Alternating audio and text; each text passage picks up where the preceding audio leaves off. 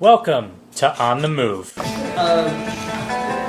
me as an example, I joined the Army right out of high school.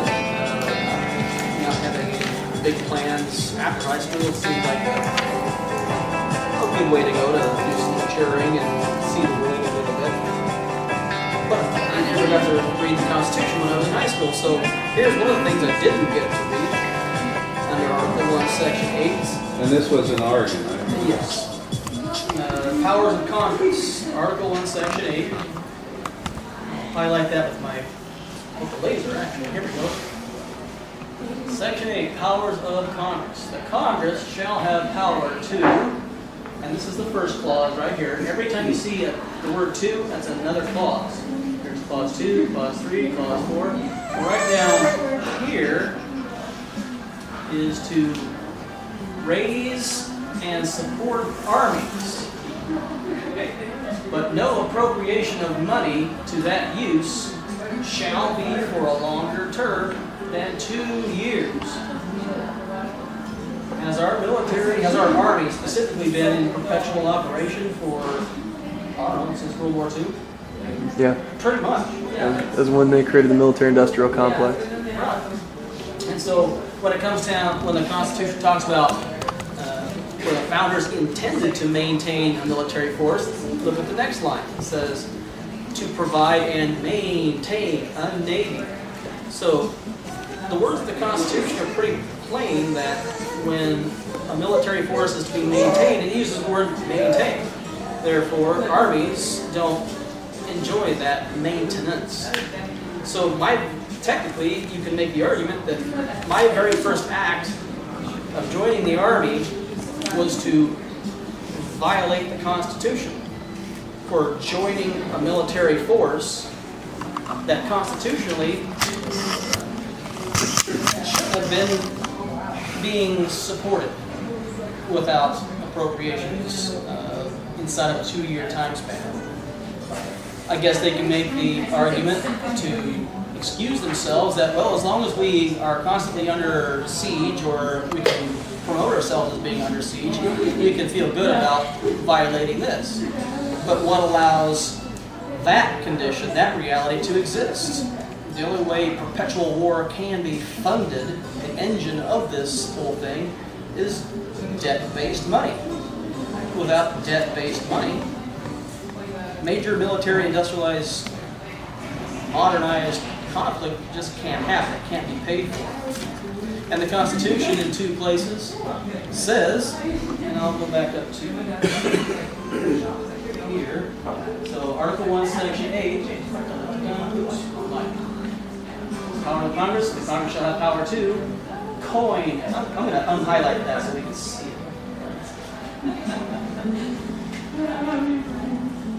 Power to coin money and regulate the value thereof. Coin money. It doesn't say print money. The only word used there, authorized by the Constitution, is to coin. A little more support for that if you scroll on down the line here to go to Section 10. It talks about the limitations of the states, state powers. I'll take the highlight out of that too. So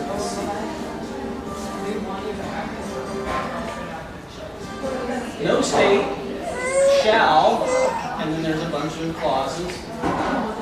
Yeah, I'm going to highlight that. No state shall make anything but gold and silver coin a tender in payment of debts. So I'm pretty sure, I've read all the amendments to the Constitution, and I don't think I've ever seen an amendment that changes that. The only thing the states are authorized to pay their debts with is gold and silver coin. So even the Roosevelt years, where he basically went off the gold standard domestically in 1933-34, that act didn't constitute an amendment to change this here. But we went along with it. As a nation of people who ourselves were not versed well enough on the Constitution to catch that, we went along with it, generation after generation. And as a result, have right now, where we have a perpetual standing army that can exist because of debt-based money. And because of that debt-based money system, we are now on the precipice of utter bankruptcy, which our international creditors are chomping at the bit to take advantage of. So these are some of the things that just recently have occurred to me. Just me starting off on my swearing an oath to defend the Constitution as a requirement, as a requisite to get into the military. It's so ironic that the act of swearing an oath to uphold and defend the Constitution to get into the military was, you can make the argument, my first act of violating the Constitution. It's kind of sick. But I know in Oregon, and people here heard me say this in the past, but in Oregon, under ORS 336.057, that law requires all public schools to provide a class on the Constitution for a minimum of 5 years. That doesn't happen. I know for a fact it doesn't happen. I know it hasn't happened for decades. That law has been there since 1923. And there's case law to back up what I'm saying, and an Attorney General's opinion to boot. So we are all products of that public education system and are incapable of keeping our government in check because we simply don't know this stuff, and this stuff is supposed to be provided to us by our public schools. Questions? Comments? No. Maybe I'll be the devil's advocate here. I'm a little bit, I mean, I guess maybe I don't quite understand what you mean here about the Section 8 here. To raise and support armies, appropriation money out for a longer term than 2 years. My understanding is they never passed a spending budget to fund the Department of Defense for a period of longer than 2 years. So I don't quite understand what... It's done yearly, actually. It's if there is a state of threat and warfare, they can continue. But in times of peace, they're not authorized to maintain a standing army. So by creating a constant threat out there, they can always ask for it. I mean, honestly, I don't see how you can read that from there. Don't get me wrong. I know the Founding Fathers were totally opposed to large standing armies, period, and didn't want much, if any, standing army in peacetime. And I mean, that goes back to from England, with the King of England, and just in general, a large standing army is a dangerous threat to liberty. But honestly, I don't see what you're seeing reading that clause. I can't now. I may be wrong, and you might have some more information than I have on it. Then I have not been able to find anything, and I used to tell people this. I can't find anything in our Constitution that says no standing army. I do see this. However, all this has to do is with spending regarding any standing armies. And you don't pay for it, it doesn't exist. True? Right. See. Let me interject here. Our country, we have a republic form of government, and that comes from Rome. Now, before Rome was an empire, it was a republic, and it was structured with a system of checks and balances. And one of the checks and balances were Rome did things a little differently than we do. Like in time of war, if they thought the country was threatened, they would elect what they call a dictator, who had virtually absolute power for a period of 6 months. So basically a limited tyranny, if you will. But they still kept certain checks and balances on this. The Senate had the total power of the purse of funding the army. So even if the dictator or the proconsul or consul, which was their elected generals, who kind of where our presidency comes from in tradition, kind of mixture of that and the King of England and whatnot. The idea was that after a year, the army would run out of money because the Senate didn't give them money, and the army would cease to exist because without money you're not going to have an army. So, I mean, in my opinion, that's what this is about. This is about, you can't fund the army for a period of 2 years without congressional authorization. So in case the president does become a dictator or some general decides he wants to take over the country, he can only legally fund his army for 2 years, and the purse string ends, and everyone's going to, well, where's my pay? If you're not going to pay me, I'm going to go home. So one of the verbal contests that I've been reading here recently is between the Federalist Papers and Anti-Federalist Papers. Hamilton made a long, verbose argument in favor of a perpetual army. He cited, for example, the need for a standing army to constantly man the outposts on the frontiers to prevent invasion from Native Americans, the British and Spanish. And on the East Coast, where the naval dockyards are, you got to have a supply spot for all the ammunition and the gunpowder that the Navy uses for its purposes. And you got to have soldiers, Navy people constantly there to protect that stuff. But let's admit who Alexander Hamilton was. He was a statist and a traitor, and we should be grateful that Aaron Burr killed him in a duel. I mean, our Western civilization is basically a debate between Aristotle, pro-liberty, and Plato, pro-community, centralized tyranny, elitist rule. And the United States, from its very inception, ended up continuing that debate between basically Thomas Jefferson and Alexander Hamilton. And myself, I'm definitely on the side of Thomas Jefferson in this debate. So I sympathize the same way, just so you know.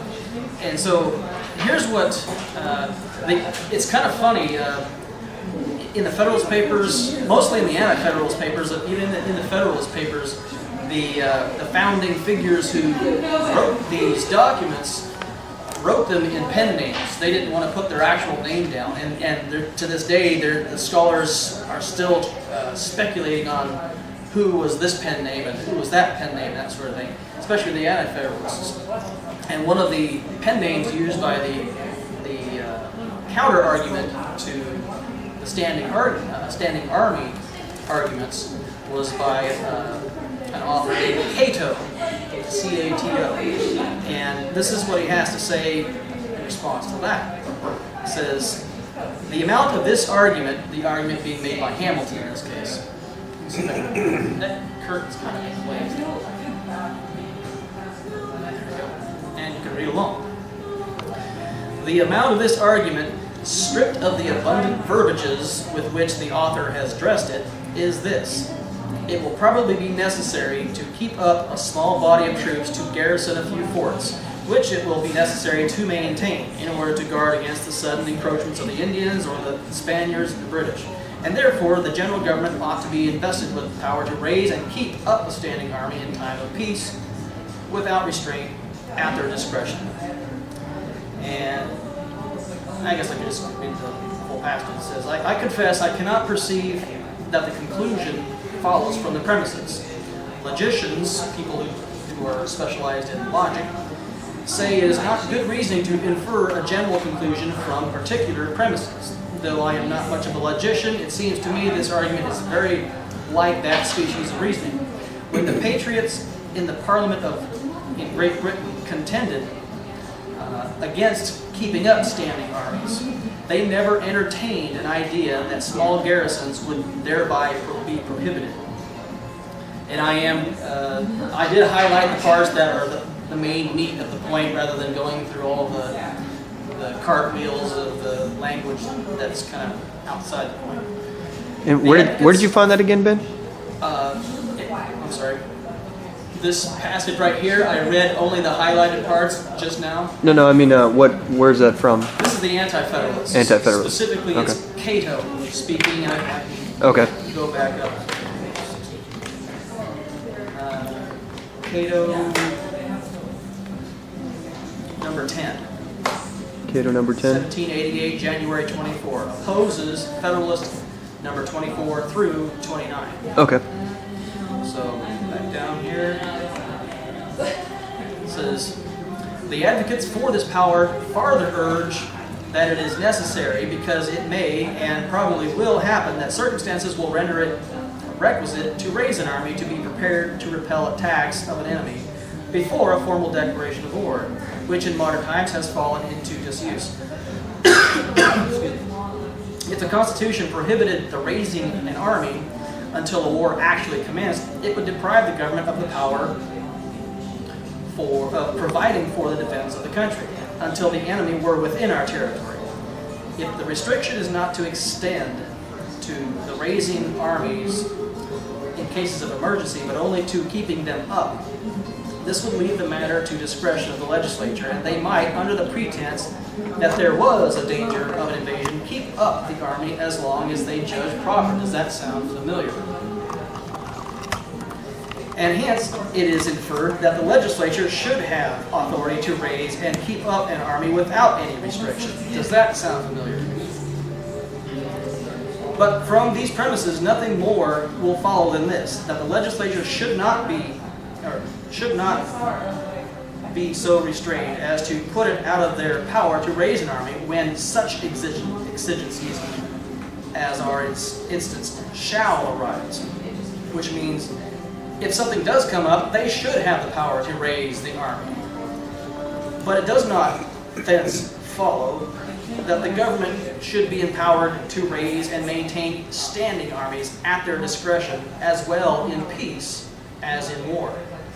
If indeed it is impossible to vest the general government with the power of raising troops to garrison the frontier posts, to guard arsenals, or to be prepared to repel an attack, when we saw a power preparing to make an attack, make one, without giving them a general and indefinite authority to raise and keep up armies, without any restriction or qualification, then this reasoning might have weight.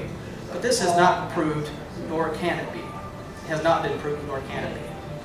He's basically saying, don't fall for bait that Hamilton is trying to make by saying he's trying to scare us into the belief that we need perpetual standing armies. He's saying, don't fall for it, because history has, and farther up in this monologue, he goes into time and time again, history has proven to us that once a standing army is in place, it will erode liberties, and it will scare the people into submission to the point where they no longer recognize what their rights are, because those rights have been abused for so long. That's the fear that is in place in this. And so he's saying, history is on my side in my arguments. Hamilton's trying to convince you to keep going down the path of history. And so, between the two arguments, the Constitution reveals that Cato's line of reasoning won out by the restriction of 2 years during an actual emergency. He said, you guys, if you see something happening, you are authorized under the Constitution to raise and support an army for no more than 2 years. And if the war goes on, we'll cross that bridge when we come to it. Because obviously after 2 years, if the war is still waiting, if you're in the middle of a war, you're not going to say, okay, let's cut the purse, because the Constitution says we have to. If the war's still waging, you've got to keep funding it. But after the war is done, it's done. Standing armies are not allowed to exist. I know. I honestly, I just don't see that there. But I mean, for example, it doesn't refer to, it doesn't say to raise and support armies, but no appropriation of money to that use shall be for a longer term than 2 years. Nowhere in there does it mention war. Okay, so if there's a reason why they intended to use the word maintain in reference to the Navy, if they intended that same thing for the Army, why didn't they simply use the word maintain for the Army? I don't know, but They're smart people. They intend the words that they use. These people are scholars beyond what exists even close to them. These guys are masters of language. None of these words are accidental. Some of them were a little bit vague, and we're struggling with those today because they are a little bit vague. But I mean, for example, one thing I would further go to make my argument is that we've had a standing army in perpetuity since 1782. One of the things I wanted to do today, and I didn't get around to it, was to actually go through the history of the wars that America has been in and plot the years that those wars were happening. So, for example, War of 1812. What was the next war? We've had, from basically the start of the American Revolution to 1891 or whatever, we pretty much had perpetual Indian wars, so almost always at a state of war. But those wars those armies weren't being stationed in all the cities of, we're talking about garrison work here. talking about occupying places where there is hostility, not standing armies everywhere. Well, we've maintained naval yards and forts on the coast. And because the Constitution says to maintain the Navy. It's specifically Sometimes in there. those forts were maintained by the Army, is my understanding. It's authorized to maintain whatever it takes to maintain the Navy. Whether the delegates for those authorities choose to use soldiers from one service or another, it's in the service of maintaining the Navy, which is a constitution. So you're telling me you believe a coastal fort is a naval installation, whether it's ran by the Navy or the Army? I don't know. Okay. I'd like to know that. Okay. I'd like to know that. But it does talk about shipyards, dockyards, things like that. Right. I'd like to know that. That's a gap in that's a detailed gap in my knowledge, and I'm not going to say yes. I mean, my understanding is like Springfield Armory. It started out as a U.S. Army installation in Springfield, Massachusetts. That was pretty much the nation's armory for our military. I mean, I don't know, at least since like the War of 1812. So, I mean, that wouldn't be on the frontier. Was it an army thing or? Yeah. Okay. It was actually ran by the government. Okay. It doesn't mean that it wasn't. It doesn't mean that it was authorized by the Constitution just because it took place. I mean, how many things are going on right now that are happening that are completely contrary to the Constitution? You're right, but what I'm saying is this took place during the time of the people who actually wrote this document. And I never heard Thomas Jefferson or the Anti-Federalists point this out as violating the Constitution. Those actions took place after this was written. Yeah, I know, but what I'm saying is these people were still alive, and I have never read anything anywhere that says that they thought that this was illegal. And so this is why I like this group, because I totally want to be called out if I'm wrong. You're going that direction, but you don't have proof, and I don't have proof. So here we stand as this stalemate of ignorance, essentially, on these little detailed points. So because this is a study group, this is where it comes in that we start, asking these questions, writing them down, doing some research, so we both can come to a conclusion logically, with reason, in the aid of founding father documents. The goal would be for us to be able to go home and study ourselves, find out a reason. And one thing we just kind of stumbled onto this last group, last study session. We didn't come here trying to prove that the standing army is illegal. We read a passage and we're like, wait a second, how does that make sense? And I mean, I'm sure you can at least say that it's open. You can see how it would be open for a debate on the subject at minimum. I think this brings up some interesting questions. Exactly. Frankly, it's like, you've raised my curiosity to go do some investigation myself. Exactly. But, this is exactly what I'm talking about, though. As far as and I can understand where you're coming from, but I didn't want to believe it when I first read it. I mean, like finding out everything that you've done. I served in the military. I served in the Air Force, which is not specifically designated in the Constitution as far as that. It was a branch of the It was a branch of the Army at one point, so I guess it could be considered the Army if now. I guess, but even still, maintain more than 2 years. Is that constitutional? Did I violate the Constitution by signing up? I don't think it is. I think it's an implied power. But again, also subject for debate. It's open to debate. And I don't think that you violated your. I personally don't. I don't think it's an illegal act because I think that they as long as they, and I may be wrong, as long as they are not funding it for more than 2 years at a time, which they vote on it every year, so to my knowledge they're not. However, there is the question of what is legal coin. Yeah, I think that is a valid point. That's a valid point, and that's something that makes you go back and wait a minute. Now, what I find interesting is it's not specific for Congress what they can use as legal coin, but it is specific about the states.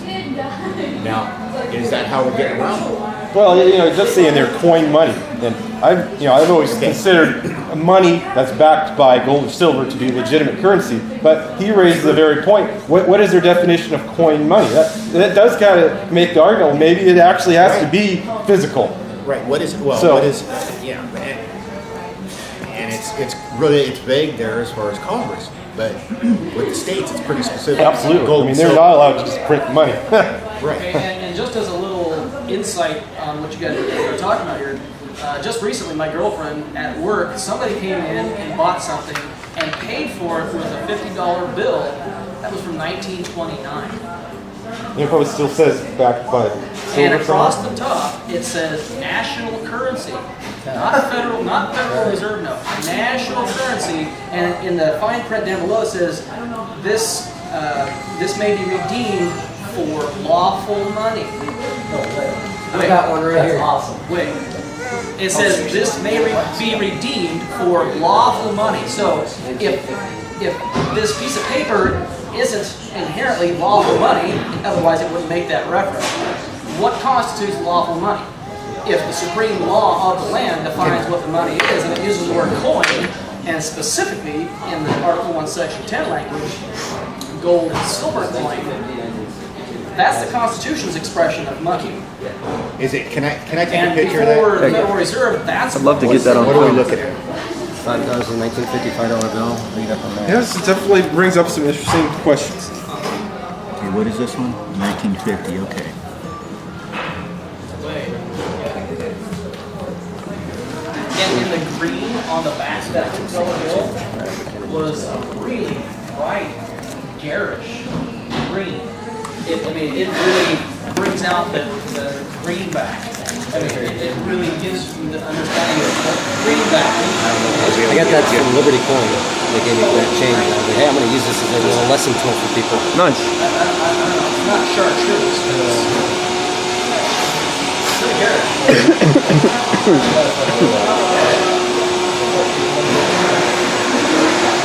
I wish the noise in here was a little better. Now, you're not, beggars can't be picky. Yeah, you're right. I Absolutely. assume you didn't have to pay to use this. No, yeah.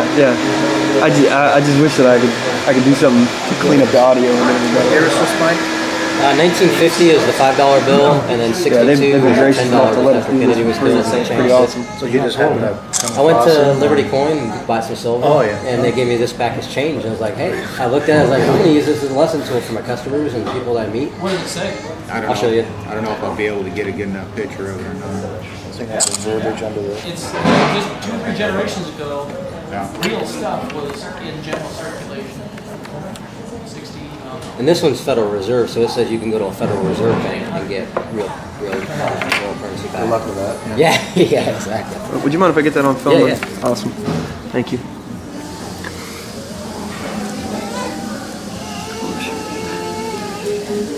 We'll pay to the bearer on demand $5. It's funny how interconnected a lot of these provisions are because they depend on That's cool. other, Is this like for example.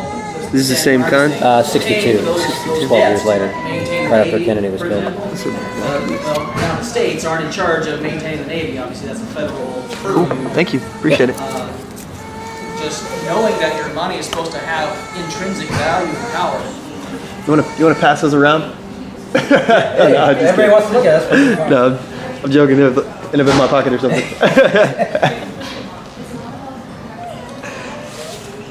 And 1950. Well, I mean, this goes back to during the American Revolution. The Revolution was partly funded by printing money.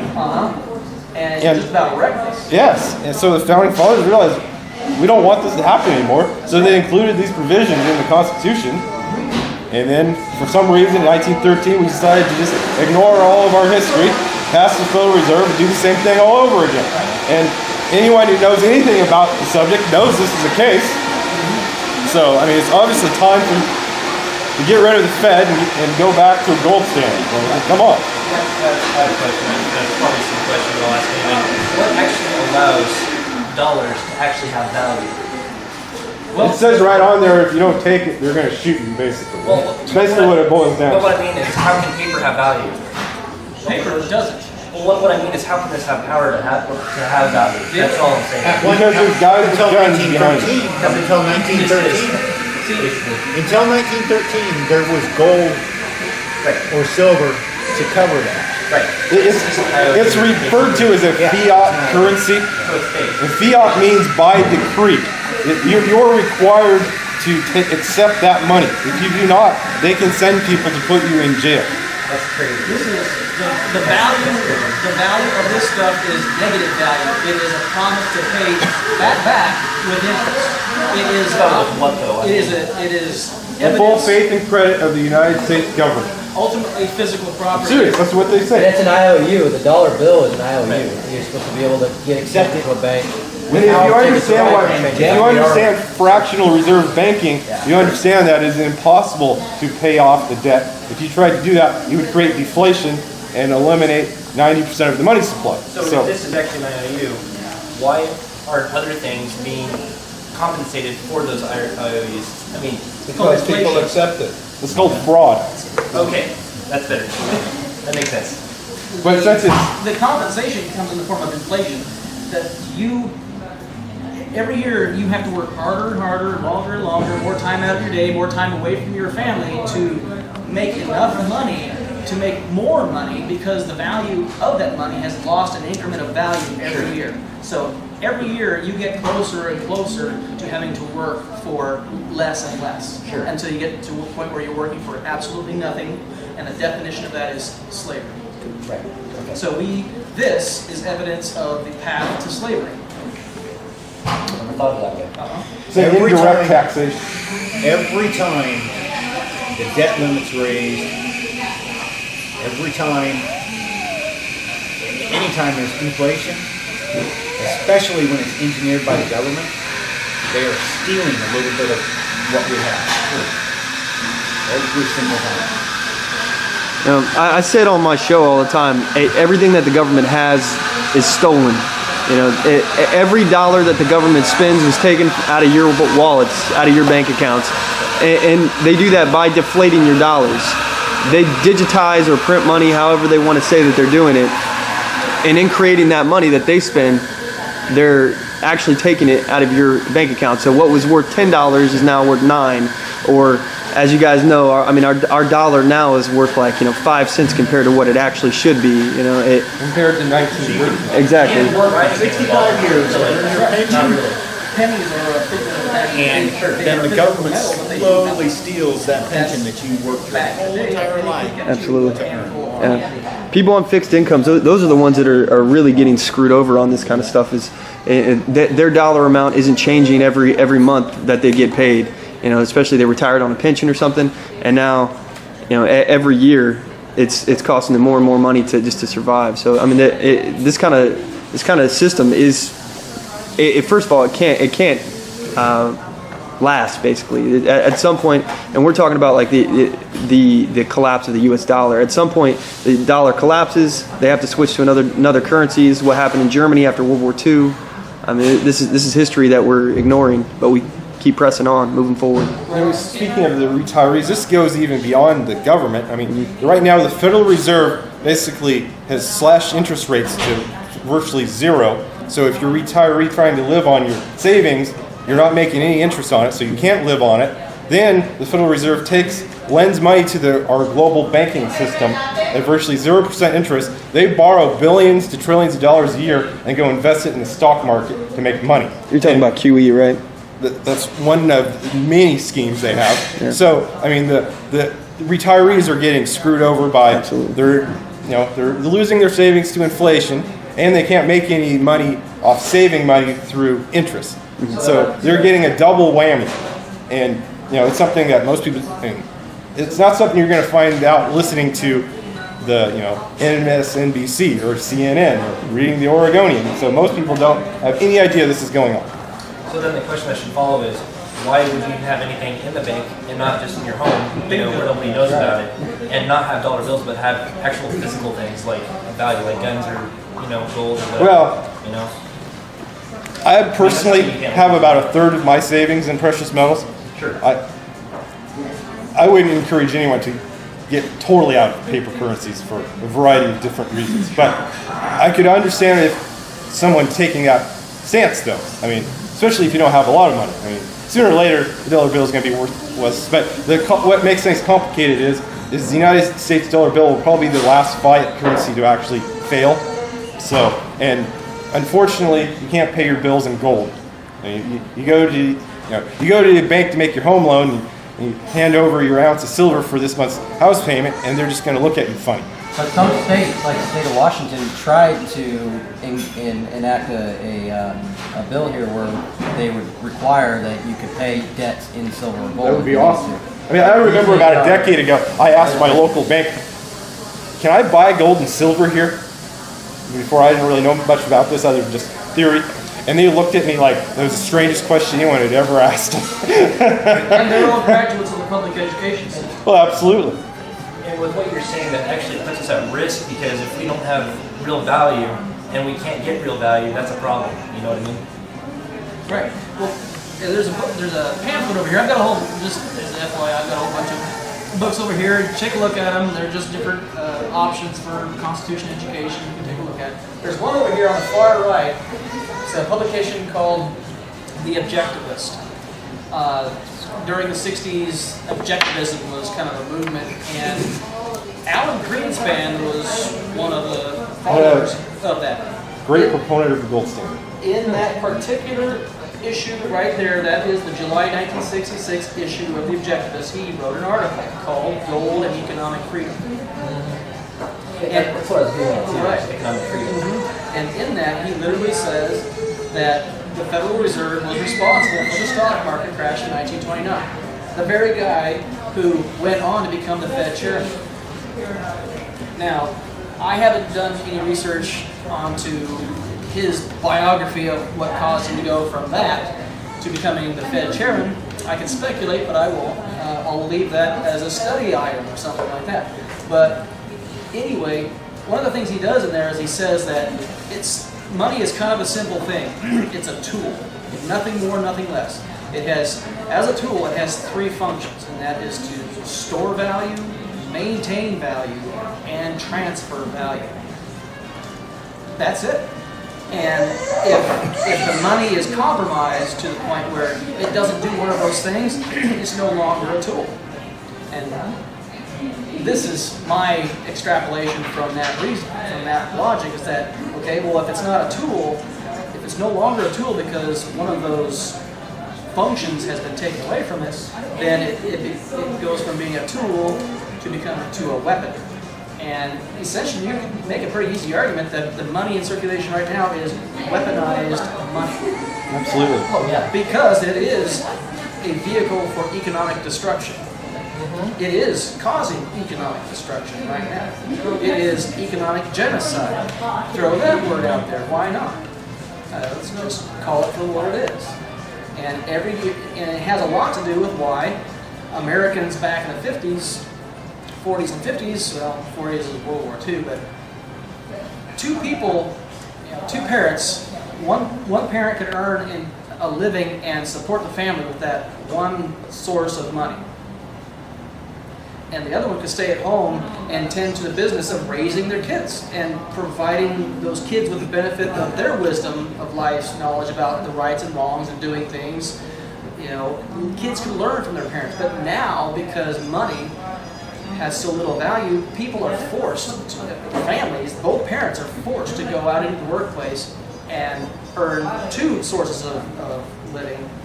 Which now is not. To support the family, which means the kids no longer have the benefit of their parents' advice, wisdom, or anything like that. So I'm not sure which number it is, but that falls under the socialist agenda.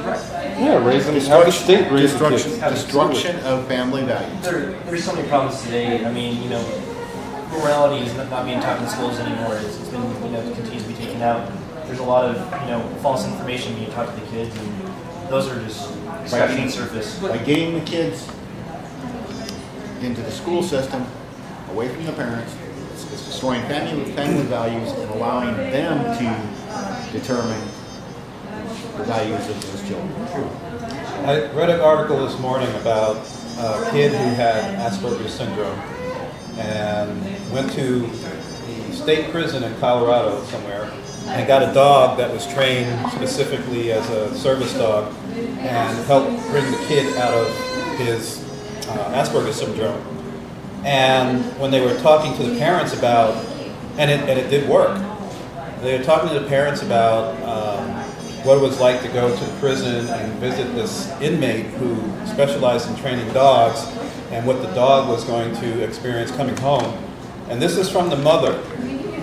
It wasn't a problem because school is so much like prison. I don't know if she even thought about that before saying that. That's true.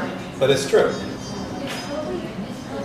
It's like you have to follow their curriculum and do what they tell you. So, because of the money aspect, debt-based money's effect on our family institution, now the source of our kids' information, learning, the impressionable years, that information comes to them from public schools, from corporate media, and from their peers who are equally vulnerable because most of their parents are also both working.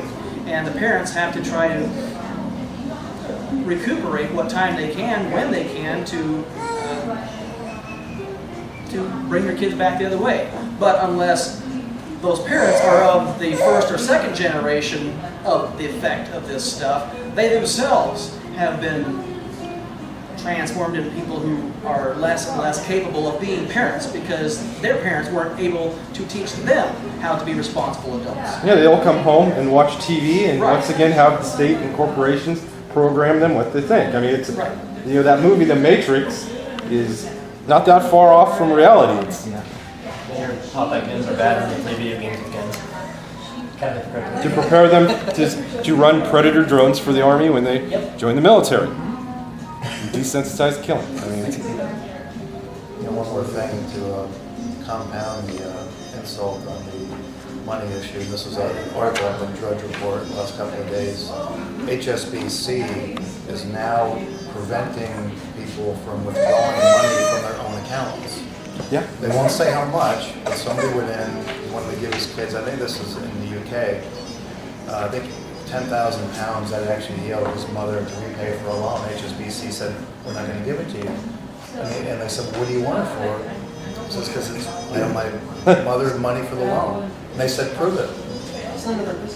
They That's said, like prove the it. third- They said, you can't prove it, you're not getting your money. And so he said, well, what if I just took out £5,000? They said, no, we can't give you that. He said, well, how much can you give me? They said, we can't say. And so he said, withdraw a slip for £4,000. No. What about £3,000? We can give you that. You're kidding. No. And that's just, B of A has even did that about a year or two ago. But that's coming here. Now, B of A, I think, was just saying it for international transactions. But here you have account holders in the UK at a UK bank going in to get their devalued, useless dollars or pounds and being told, you can't even get the useless money that you put in our bank. That just happened. That happened last year here. There's two other banks that did similar things just in the last 2 months. Yeah. Yeah, This is becoming a trend. What they're doing is they're trying to prevent a run on the bank. Exactly. Has anybody heard about this? I just heard about it listening to the radio, that there was a court case that said once you put your money in the bank, it is property of the bank. Does anybody else hear I've heard that. Yeah. I heard that recently Yes, actually. let me see if I can explain this. When you give your money to the bank, they are allowed to do whatever they want with it. Okay? It's not like a loan where if you take a vehicle and loan it to someone, they have to return it to you. Once you give your money to the bank, they don't have to give it back to you. Right. They don't have to guarantee that it's yours. You keep this. If You gotta the pick bank fails, you're last on the list to get your money back. So is this somehow tied into these banks are member banks of the Federal Reserve, and basically all we're doing is playing with their debt notes. So when we put their debt notes into one of their banks, I'm trying, if I could remember exactly where because I read a nice long article on it. And what it boiled down to was that once you give it to them, it's no longer yours. So don't keep everything in the bank. Absolutely. Anyway, I just we were just talking about this. J.P. Morgan Chase. I know that they just created a situation where I think it's business accounts I think so too. can't take out a certain amount of money. I can't remember how much it was, It might have but been like $10,000. yeah, I think it was closer to like $5,000 if I'm not mistaken. But I mean, regardless, anyway, even if it was $1 million, they're at this point they're putting some kind of restriction on it. And in my opinion, I think it's just something like getting people prepared. Like, oh hey, look, we've been doing this for years. It used to be $1 million, now it's 100,000. What happened in now it's Greece 10. is preparation. Exactly. That bank in Greece, I believe, just recently, it just shut it down, stopped giving out money. They had a run on the bank, and they just stopped giving out money. I can't remember what the name of the bank was. That was like 6 months ago. This. It's coming here. It's happening here, and a lot of what they're doing now, I think, is to create, just a situation where people are getting used to seeing it happen, and it's not. They can say, "Well, look, we've been doing this for years. It's no big deal. It used to only be for business accounts. Now it's your personal account. Where's the difference there?" Well, if you remember in Chicago, there's some school district that will not let parents prepare their kids' lunch and send it to school with them. Right. You have to get their lunch, and they have somebody, and this is how government encroaches and enlarges. Now they need somebody to inspect lunches when they come in. Well, this is a different district, so they have somebody to inspect lunches when they come in, and this mother got back a note, brought back our kid that said, this lunch was missing one of the food groups. So we added the following: Ritz crackers. Here's your charge. Here's your charge. Yeah. I thought that took place in Canada. I don't remember where it was. US too, that's getting It's crazy. unbelievable. Another, I do recall when I was reading that article, was they made the comparison to you storing your goods in a storage facility. If you take your goods and you store them in a storage facility, they aren't free to do whatever they want with them. And when you go to pick them up, they have to be there to pick them up. With a bank, with money, that's not the case. When you give it to them, they do whatever they want with it. And when you go to get it back, they don't have to give it back to you. They don't have to guarantee that it's yours. So what's the purpose of So what about how does FDIC insure the bank? yeah, how does FDIC They're there for the bank, they're not for us. They're there for the bank. All that does is, while the FDIC may ensure that you're able to get your money in case of a crash or whatever it is, the reality is that once you hand that money to them, there's nothing that says that they have to give it back. But also, if there was a major bank run, and for all the banks, I read somewhere that FDIC has only enough funds for about maybe 10% of the population. That's probably Yeah. the case. Let's if start any putting of money. that, Yeah, they'll start backed by digitizing anyway. I mean, Yeah, so they'll gold? just Is any of that backed by gold and silver? It'll do the fact that they've probably sold all of our gold and silver to the banks and sold it on the open market. They may not have any. Since Well, Congress yeah. has Germany recently asked for their gold back, and 10%? yeah, and they only gave them 1% of that 10%, and it looks like the gold may not exist. and they said 8 years, and my thought was, if they get something, they should drill a hole in it and see if there's tons of Yeah, it. Yeah, that's it's pretty crazy though that the whole system of the Fed was created like you all were talking about 1913. One thing that I try to be solution based, like solution oriented. What can we do now? Obviously this is going on, and we recognize that it's not what it should be, and we recognize the historical value of what our predecessors were saying on how they didn't want to do this. Jefferson was on record against the bank. Obviously, Hamilton was for it. He was a big proponent of the bank. But a central bank is historically, thought of as one of the biggest threats to liberty, because it does control. Even though our bank is called federal, it's not a federal; it's a private bank, and it does have a lot of influence over our economy, as we can see with QE 1, 2, 3, and how it's affecting us now. It's devaluing our money. It's becoming worth less and less and less, and eventually to be worth less. What do you guys think are some of the ways that we could get around this and actually, get past using the Federal Reserve, get back to the gold standard without basically crashing everything and watching things burn? Well, education is really key. I think it was Henry Ford who said if the people knew the truth about our monetary system, they would be at the banks with pitchforks or something like that. And also, so understanding a monetary system, and I hope I can explain some of that next week, Sunday. Yep. And then things like gold. The price of gold has been suppressed. And there's the Gold Antitrust Association, which has investigated it and has found the fraud in it, but it hasn't gotten out to the people, so the people don't know that gold should be a lot higher. Silver should be a lot higher than it is right now. And what are the methods that are used to suppress the price, like flooding the market with all this QE paper? Yeah. Well, that's besides the QE, with all this paper notes that there's no real gold to cover, and there are all these people buying them, but if they knew that there was nothing backing these and all demanded their gold back, then that would hopefully get out in the news. But years ago there was a couple of brothers who had a lot of gold in these accounts, and somebody told one of them, hey, there's no gold there. So they decided to go back and cash their account out, and their account said that they could get real gold back, and when they asked for it, they were put on hold basically, and they were offered, we'll give you cash with a 25% over what your amount is if you just take the cash. So they took it. Yeah. So they made a profit, but it just shows you there wasn't anything to give them in gold. So as far as what I'm seeing as far as what's going on in the rest of the world, I kind of find it a little bit funny and odd that the people who like you guys, I'm sure a lot of you guys, I know you were talking about how you had invested about a third of your money into gold and silver. We're considered crazy for wanting to protect ourselves and buying something, putting our money into something with intrinsic value, something that's historically always been worth something, be that gold or food or something that always holds some form of value.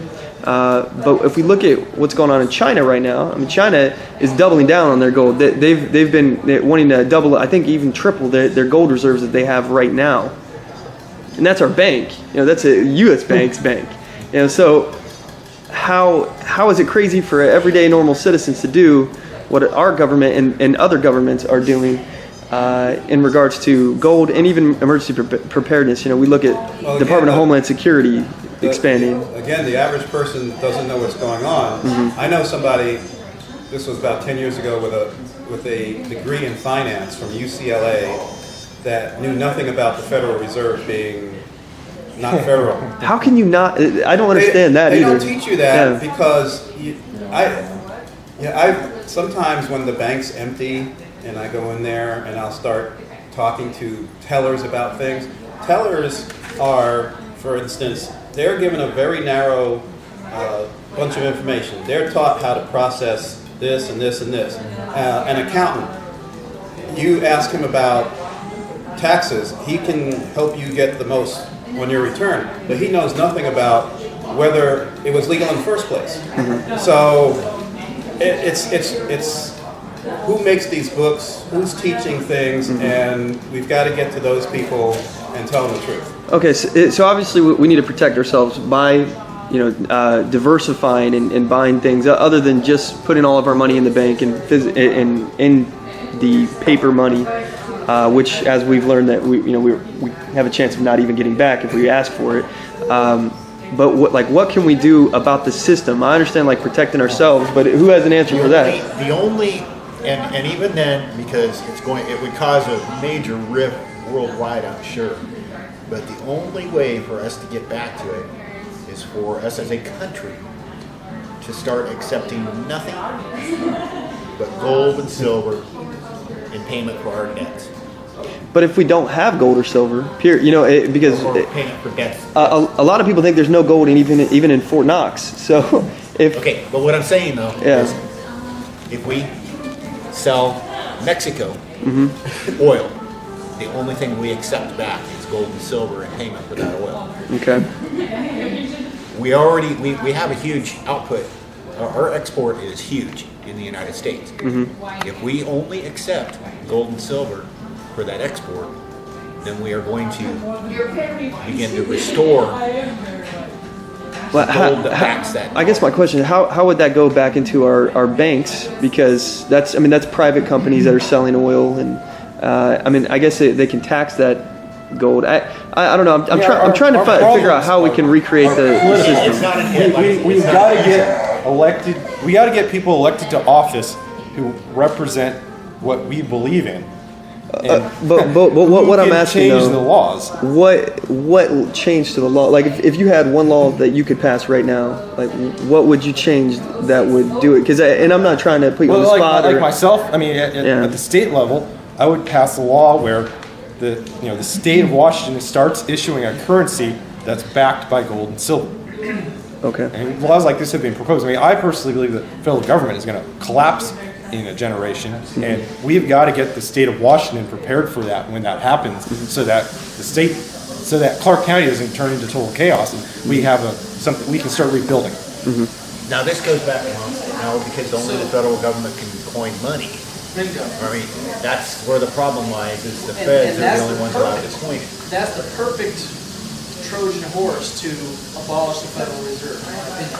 Because constitutionally, the amendment, there's never been an amendment that changes the requirement of the states to pay their debts in silver and gold coinage.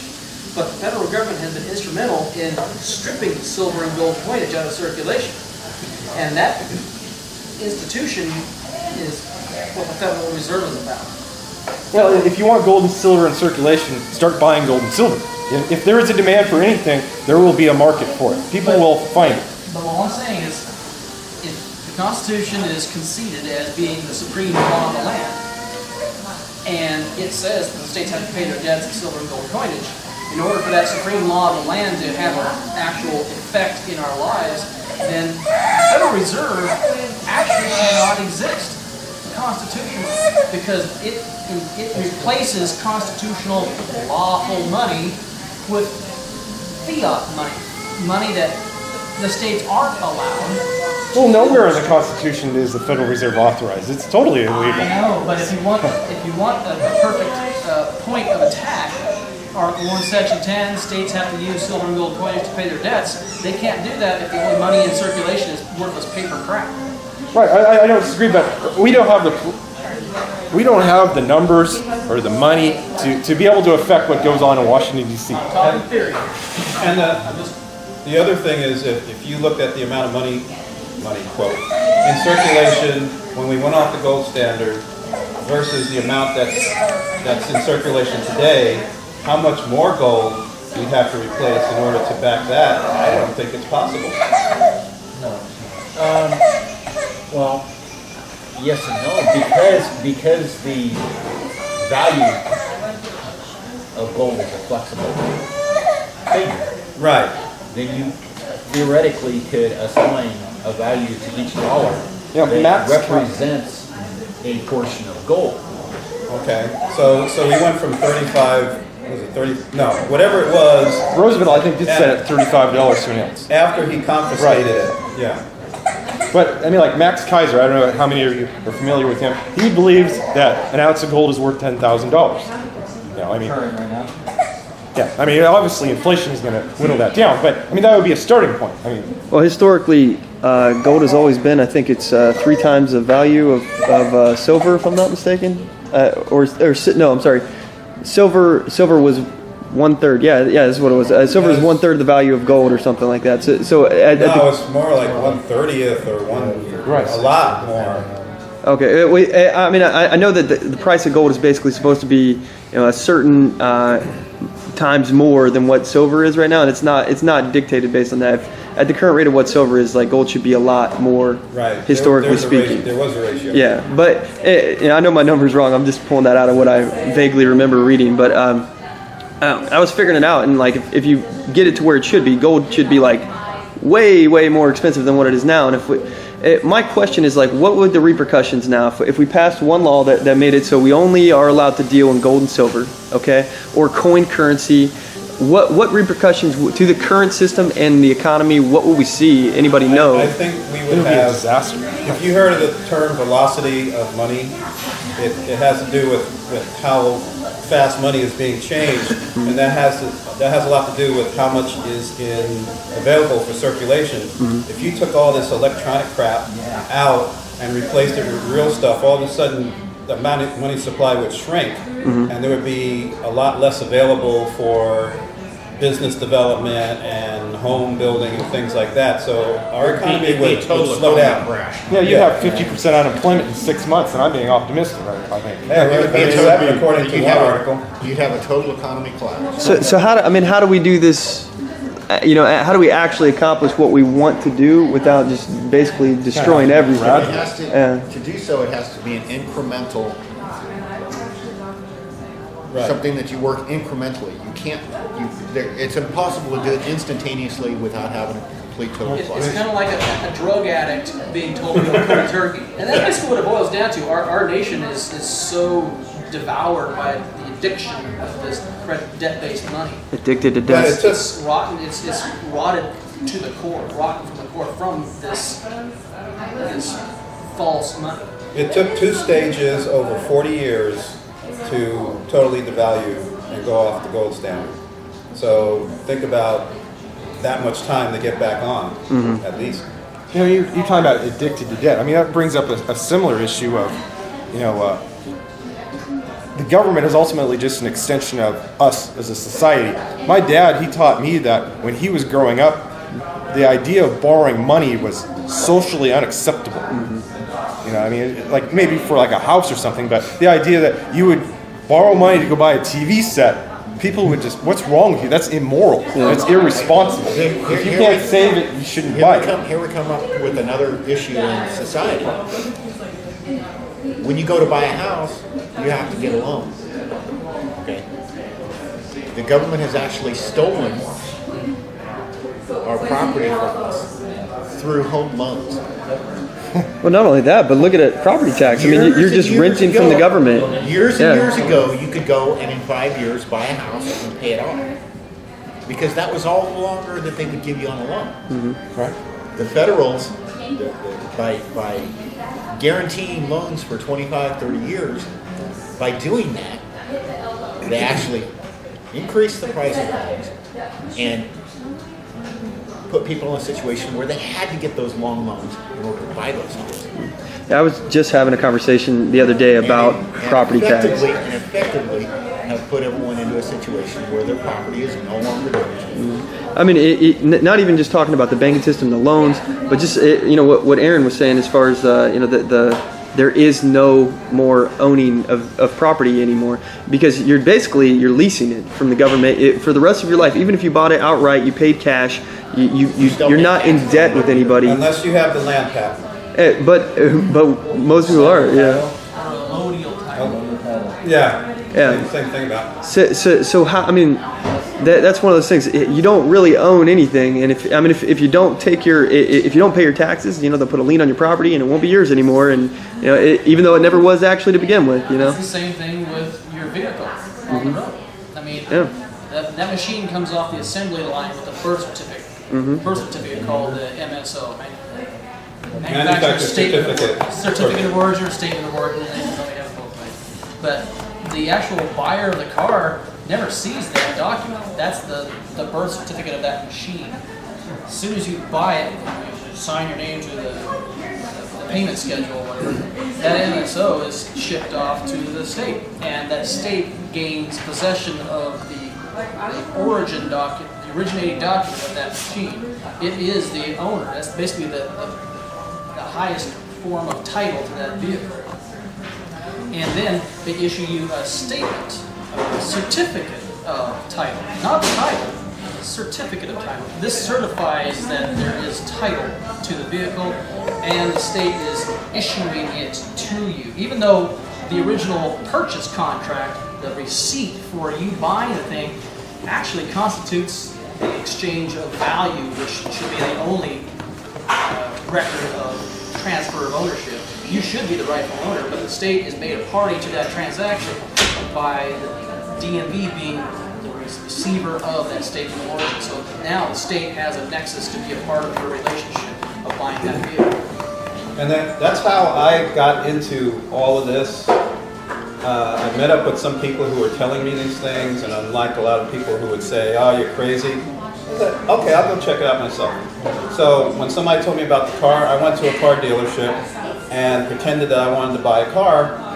And when we actually sat down for the money part, I said, now, this comes with the MCO? He said, no, we send that to the state. No, I would like it because I'm buying this car. Well, we send it to the state. I want to talk to somebody. So the manager comes down. We send it to the state. And said, I'm not buying this car without the original certificate, not the certificate, the original document. You can make a copy for your records. You can make a copy and send it to the state. They wouldn't sell me a car. So when I go through episodes like that, I said, this stuff is real. Of course, they really don't even understand what you were talking about, or why you're trying to be a troublemaker. Just get more in. Yep. So it's funny how these subject areas just keep blending into each other. You can just kind of skip through the daisies, going from one subject to the next, just jumping from one lily pad to the next. They're all connected. They're all on the same pond. And the licensing thing, in Oregon, the definition of license is the Administrative Procedures Act, and it means this: permission required by law to pursue any commercial activity, trade, occupation, or profession. The only adjective used by law in Oregon to describe what license applies to is commercial. That's the only adjective that the legislature inserted into the law through legislative intent. And that's the end of the story. And so you start wondering, well, but we have to have a license to exercise our privilege. But if you go through the vehicle code, you see the definition of highway itself in the Oregon Vehicle Code, and actually in Washington's laws as well. The explicit expression of the public's access to the highway is defined in law as a right. The word R-I-G-H-T is the word that the legislature uses to describe public's access to the highway. So, okay, well, why do we have to have a license to exercise a right? The right's a right, it's a right. You just do it. If you abuse your right and injure somebody in the process, you're responsible for that. But it's a right. You just do it. Because that's what human beings do. And literally, there's two First Amendment rights, and I would prefer to use the state constitution provisions to refer to it, but since everybody's more familiar with the Bill of Rights, I'll just use the Bill of Rights. Freedom of association, freedom of religion. Both of those rights, Bill of Rights are embraced and exercised by the act of going to church. But if you try to get in your car and go across the county to the church that you'd like to go to, because that's where all your friends and family are, you have this obstacle in your way.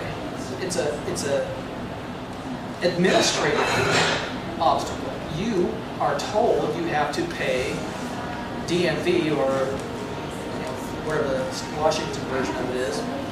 You are told by them that if you do not pay their dues, you cannot put your car's tires on the highway, which means you effectively cannot exercise your freedom of religion, freedom of association rights by going to church. And it's things like that that should stand out to people, but it's no wonder that it doesn't, because, again, we're all trained by the public schools to not be very familiar with the Constitution and the constitutional principles.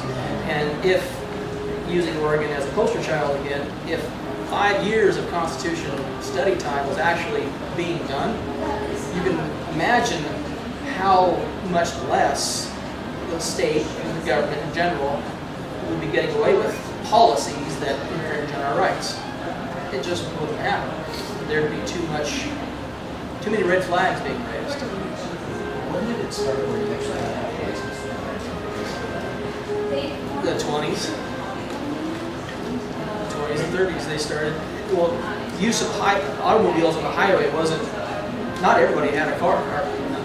Usually, the first users of the highway were commercial transporters and taxi service, people who take people on tours of the countryside. You pay them, you go out in the car, and they had to have a license because they're doing it for money. They're pursuing a livelihood by taking people out across the roads. So when you get your license, you're getting them to assume that you're a commercial operator.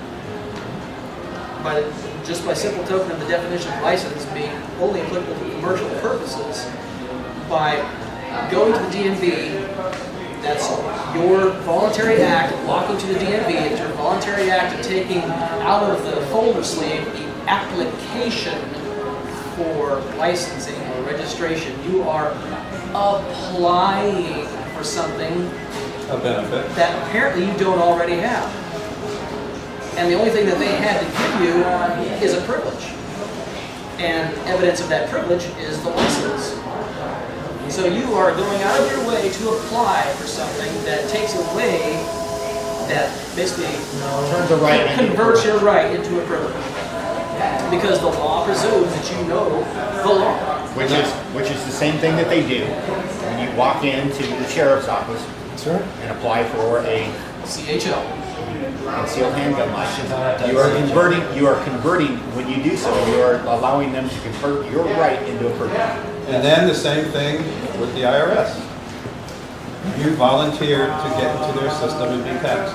We don't have a choice though. You can't, I mean, if you don't do that, we can't really work unless it's done on the table. Right, and then you see how they force the enforcement onto the employer.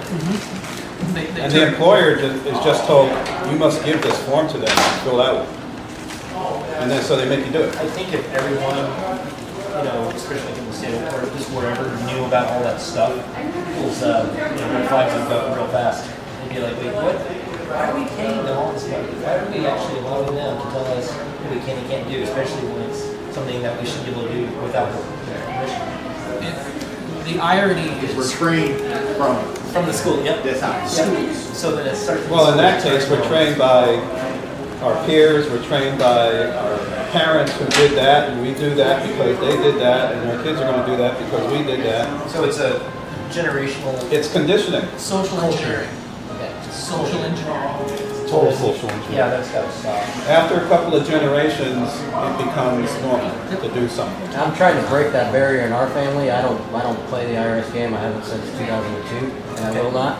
I'm a subcontractor. I work for myself, and that's just the way around it. If you don't want to have to go work for somebody else and get into the whole system and have taxes taken out and be part of that, you can go work for yourself, make your own money on your own, and then you're an individual. You're your own person. If the IRS wants to come knocking, then you know what to do about that. And that's the route I'm about to take. And you can't do that. My father did that. He was ornery SOB, and he was said, the IRS was calling him. Most people be like, oh my God, what should I do? He just said, look, I'm 70 years old. I've been paying taxes all my life. I'm on, Social Security now. I don't make enough. I'm just not going to pay anymore. And I left him alone. Honest to God, I just said, all right. And actually, I said, Dad, get it in writing. Yeah, there's no law on the books saying you have to. Yeah, they actually sent me a letter saying you didn't have to file anymore. I mean, that's pretty amazing. I mean, it may be an unusual case, but... No, because the head of the IRS about 10 years ago said that there's about 40 million people who aren't paying. Here's the question. Why do you actually need an IRS if they say we need it? They're the collection agency for the Federal Reserve. Sort of. Because in order to pay the debt from the Federal Reserve notes, it's got to come from somewhere. So it's another step. The IRS was created at the same time the federal, 1913. They came together, they came on board together. It was hand in hand. They had to have the IRS to be able to have the Federal Reserve. But the modern income tax really didn't get going. Personal income tax didn't really get going until about 1951. It was actually. Yeah, they sold it as we're only going to tax the rich, and then now they tax the middle class, and the rich don't pay anything. Well, my understanding is it started as the victory tax for World War II. It was a patriotic thing to do For 2 years. to pay the taxes to pay for the war effort, and that really ramped up this heartstring. Hey, we got to do what we got to do to keep the troops fighting, to win the war against the Nazis and tyranny. We got to defeat tyranny. We got to pay taxes. And then the third year, they sent out the forms again, and people went, oh, okay. Get that program in place, it's very difficult to get rid of it. You know, Mack has had a question raised a bit ago about, you know, if we buy gold or guns or supplies or whatever we do, we are, you know, we're considered crazy. And I think the last, maybe 5 years ago, we did that. The U.S. economy and the global economy is nothing more than a big confidence game. It's purely confidence. As long as you believe in the value of that dollar, it has value. It didn't used to be that way. But if you're used to thinking, how about we just all agree that this book is 3 of these pieces of paper. And the minute someone says, but there's no value behind it, it's like, you know, traitor, you know, you're a moron, you're crazy. And unfortunately, I don't know about the rest of you, this may sound I'm not speaking favorably of my fellow man, but, you know, just looking around, the average person is going to go along with whatever they're told, that conditioning, that training. Sure. And so there's believe it or not, you know, I come from the left, and sometimes I think I'm more libertarian than most libertarians that I know now, because 5 years ago, maybe 5 to 10, I would have said only the good guys should have guns. That, of course, is the people in uniform, right? Because they're there to help, and somehow they're perfect and the rest of us aren't. And that made perfect sense. I mean, it's sort of the liberal argument at very superficial levels is much easier to swallow than the libertarian argument. It's you have to work to be free. It's just too much work. God, you know what? How about I elect you, you're the genius. I mean, cream of the crop is, of course, in government. You'll take care of me. I can go have fun. I can do what I want to do. And that worked through all the way up through the 80s when there was a rising economy. But then I noticed, that was about the time I was in college, that the price of college started shooting up right after I got out. And prices started shooting up, and job stability started happening. Instability started happening right after that. The people have hopeful dreams, and they keep going with the program. What do you hear now? You hear the quote-unquote conservatives, you know, even the Jamie Herrera Butlers of, my job is to, you know, it's jobs. It's government supposed to create jobs. And you go, seriously? How do you think you're going to do that? I mean, you're just going to wave a magic wand and suddenly there's going to be jobs. But even the conservatives coming from that perspective, Oh, yeah, it's ridiculous. It just amazes me after 40, you know, hearing that and really believing it for 40 years and having that make a direct impact on my life. Now I hear it and I go, it's just insanity. So it's really just a confidence game. It's an emperor's new clothes. So, you know, what can you do?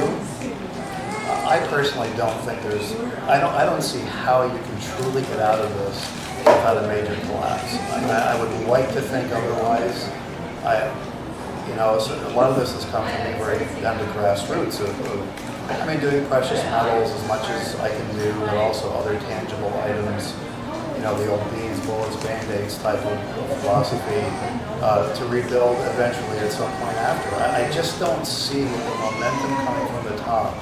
And even our own elected local officials. It'll never happen because it's not in the government's best interest to get away from having the debt, because as soon as we get away from the debt, we no longer need the IRS. They no longer have a reason to have the IRS. And You're no longer under their thumb.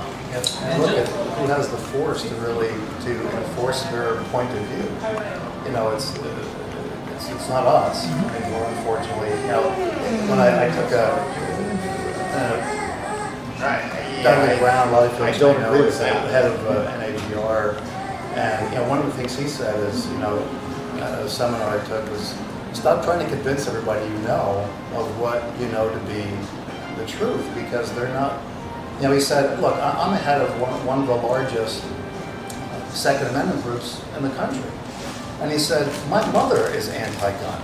He said, if I can't convince my own mother to be pro-gun and being who I am, you know, you may realize that you may want to stop beating your head sometimes against the wall. And he was talking about it from the perspective of if you can show politicians that you control 3 to 4% of a variable vote, that you really dictate the election. And there's some folks that will always vote Republican, others that will always vote Democratic. But when you pare down all those numbers, there's only about 3 or 4% of variability. And if you can show any politician you control that much of the vote, you will have their ear, because they know that fact as well.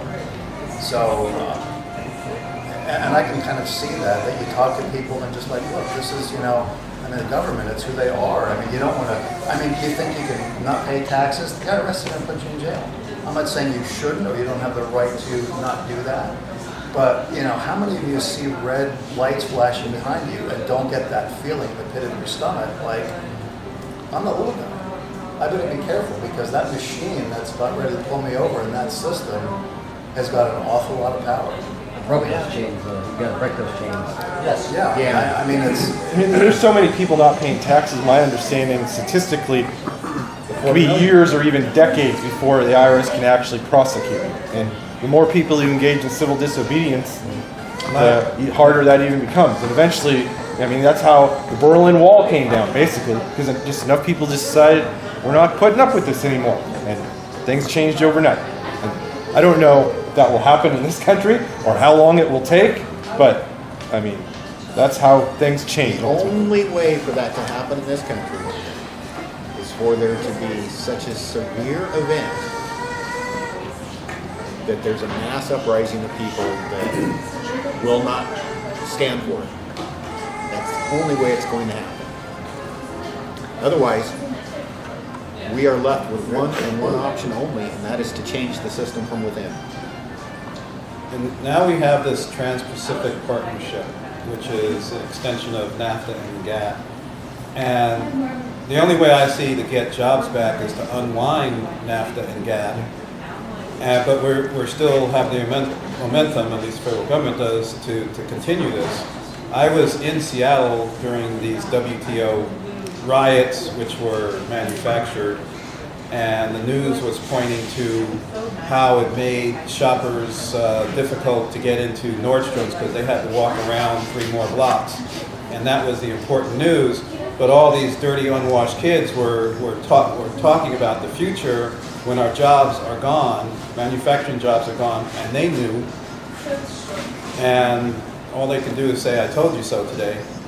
But anybody, if you talk about politics and candidates, anybody who's for rescinding NAFTA and GATT and getting rid of Trans-Pacific Partnership and that NAFTA highway and all those things, they would get my vote, because we would have to change policy on a nationwide level in order to bring those jobs back. We're not going to create new ones. We just need to bring back the ones that we keep giving away first. Totally agree. So as far as and taking advantage of the natural resources that we have. I mean, public schools used to be funded by the timber industry around here. Yeah. And now we can't get into our own woods. They're gated off in a lot of places, and they're not allowed to harvest trees. I don't support mowing the lawn, so to speak, with massive clear cuts across the landscape. But I think selective harvest is a very responsible way to, sustainably maintain, use the resources, replace them, let them grow back.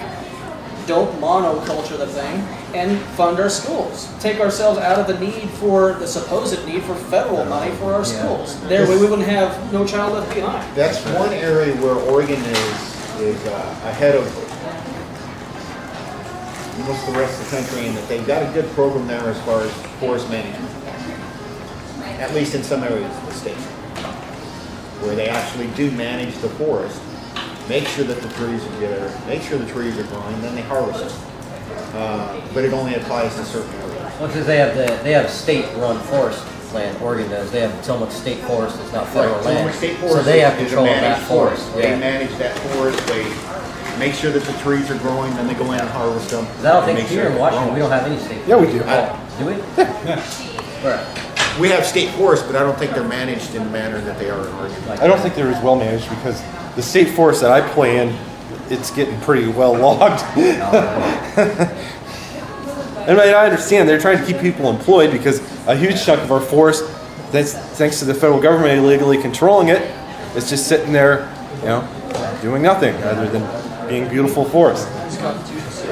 Well, as far as stuff for the study group for like next week and everything, or I'm sorry, next month, is there any particular topics that you guys would like to us to research so we can focus on next month that you guys are interested in? I know Federal Reserve, we talked about that a great deal. We can look up some more about that also. I'd like to do some more on the standing armies.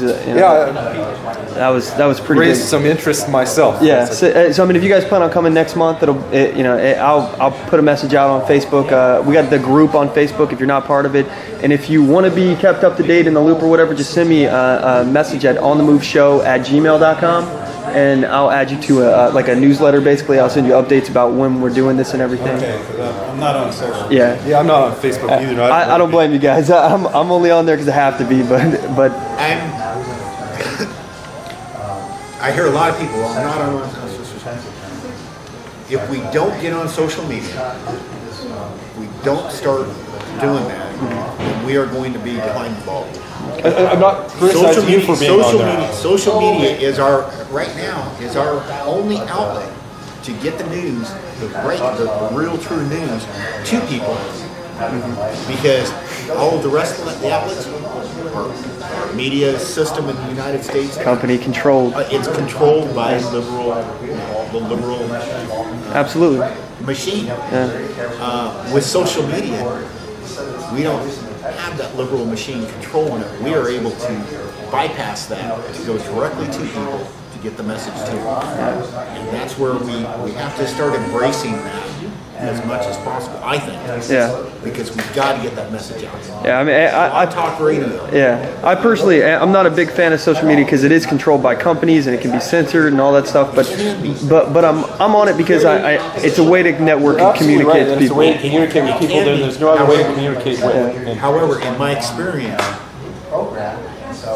as long as you follow their rules, which really are not as you're not nearly as bound as what people will make you think that they are.